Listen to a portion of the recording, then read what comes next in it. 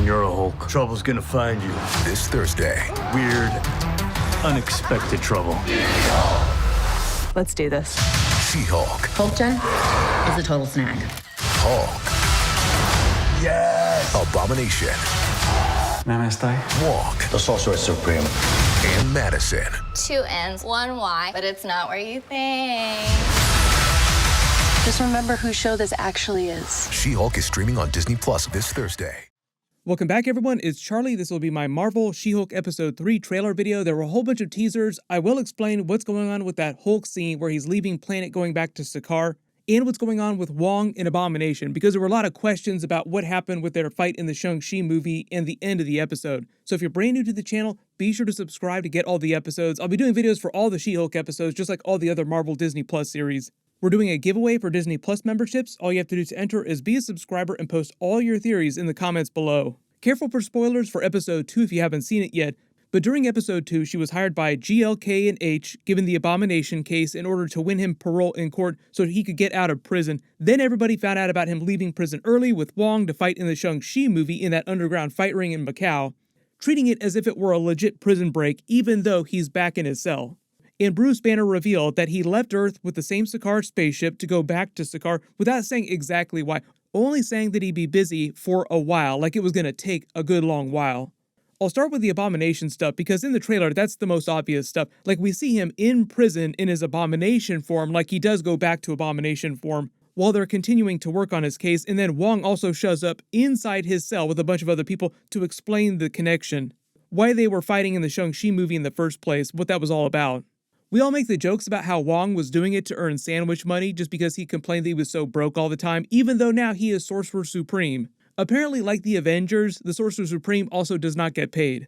But also, Wong is going to help set up his future arc in the series with the other lawsuit that she helps him with in later episodes. That seems like a completely separate thing. Wong seems like he's in a couple episodes just based on how much plot they cover for his character. Because of how short each episode is, it doesn't seem like they cover that much plot, so they just dedicate it to like one big thing per episode. And you have all that scene of Wong fighting with her inside the Magic Club, also fighting in this other trial with this girl here. That seems like a completely separate thing from the Abomination case. We also have all the other Abomination scenes that are having this special support group that he's leading outside the prison. There's a whole bunch of stuff going on during that. It actually seems like it's either happening at the end of this episode or in a completely different episode. Either way, it seems like she's successful in winning him parole, and that's why he's in the outside world. Makes sense because her boss basically told her she wouldn't have a job anymore if she didn't successfully get him out of prison. In the comics, her law firm takes a lot of supervillain cases, helping them get out of trouble for doing really bad stuff. So I do like the idea that GLK and H, the law firm just in general, is working for Val as she clears the legal red tape for a lot of these supervillains and more hardcore anti-heroes so that she can put together the Thunderbolts, and the law firm is just using She-Hulk as a front to do that legwork for them. Like, we won't tell you why we want you to get Abomination out of prison, he's paying us. But it's also because this other person over here is paying us to help get them out of prison so that she can put together this huge team. And it sounds like they're going to play their version of the Thunderbolts in less of a Suicide Squad kind of way. Like, they're not going to do it as a copy of Suicide Squad. They'll do it in more of a dark Avengers way, which is why Val would secretly be using She-Hulk to clear a lot of this legal red tape without her learning about it. And the vibe of the MCU Thunderbolts will be more like the Dark Avengers, where they're all free and clear of all the charges against them, or they're pardoned for all their crimes, so that Val can pretend in public that they're like the real superheroes everybody should worship. That's kind of what Norman Osborn did in the comics with Dark Avengers. Like, he put them forth as the people that everyone should worship. Like, these are all superheroes, but it was all secretly anti-heroes and supervillains that did really, really bad stuff.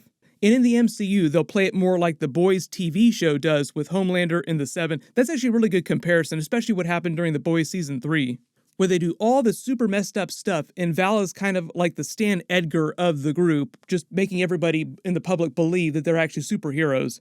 Sort of the same way in The Boys Season 3, where things get to the point at the end of the series where Homelander realizes that he can kill people in broad daylight in a crowd of people, and they still worship him for it.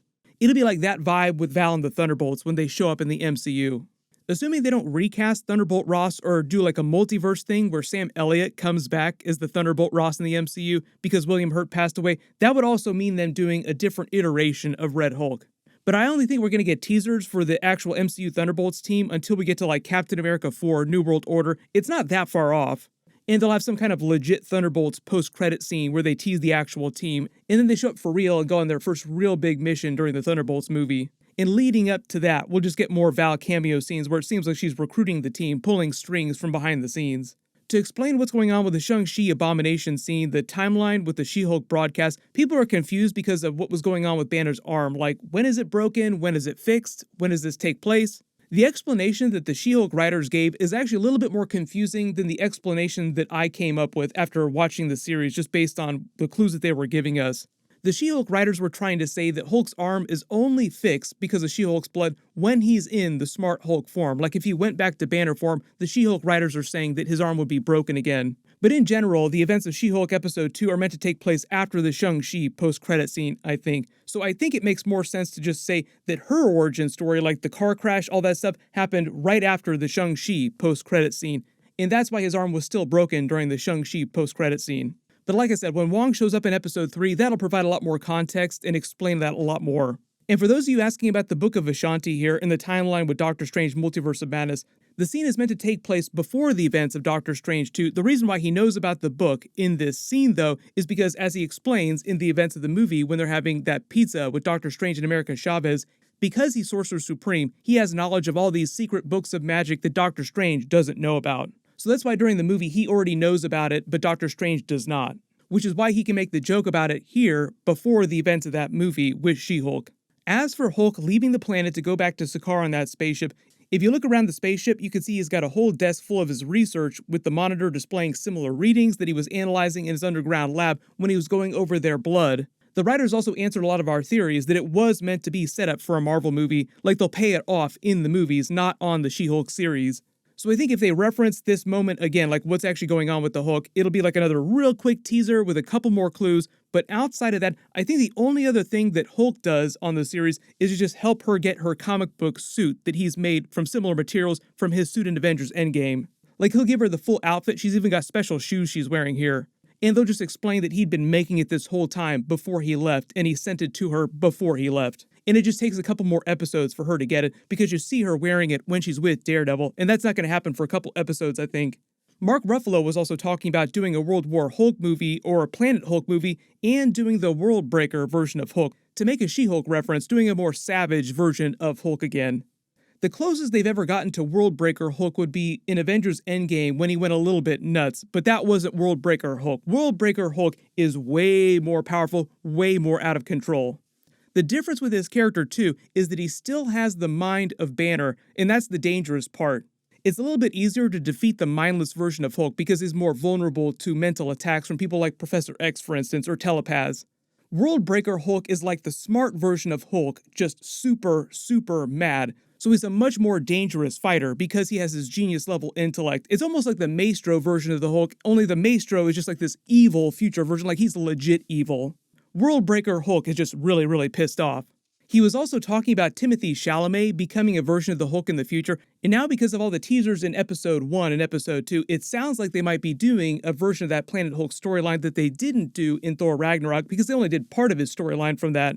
And it might be a path to them doing Scar, Son of Hulk. So it would be funny if Timothée Chalamet actually did show up in the MCU as Scar. I don't think that's going to happen. Like, obviously, this is just a meme, him just pretending to be Hulk being funny. But if we're going to get World Breaker Hulk in the movies, there has to be a reason why he loses control, but still has the genius-level intellect of Banner. And I think doing something to his son or doing something to She-Hulk would accomplish that. And if they don't actually do a legit Planet Hulk or World War Hulk movie, they could still do that same arc during Captain America 4 in the Thunderbolts movie. Like, the Thunderbolts debuted for the first time in the Hulk comics, just like Wolverine debuted in the Hulk comics. They could actually make it so that the Thunderbolts' first mission is to take down the Hulk, and it becomes more of a Captain America Civil War situation with Hulk at the center of everything, or She-Hulk at the center of everything. I also think that Val is trying to get the powers of the Hulk the same way that Thunderbolt Ross was, just using different methods, and that's why they had him in Episode 1 making such a big deal about burning all of her blood samples. So I think that'll come back around too, like someone will also try to get her blood and use it to replicate the powers of the Hulk as well. But post all your theories in the comments below, like what are all these teasers for? When are they going to pay off all this Hulk stuff in Sakaar? My full She-Hulk Episode 3 video will post next week after it releases. My House of the Dragon Episode 2 video is also going to post on Sunday. There's a bunch of big stuff happening. We'll also get Lord of the Rings episodes soon. I'll be doing videos for that and Star Wars Andor episodes after that. So there'll be like 4 or 5 really big shows on at the same time that I'll be doing videos for. Congratulations, Sparrow, you're the giveaway winner for my last big Marvel video. Please email me on the About page of my channel so I can get your contact details. Everyone click here for my full She-Hulk Episode 2 video and Easter eggs, and click here for my House of the Dragon Episode 2 trailer video. Thank you so much for watching, everyone stay safe, and I'll see you guys in the next one.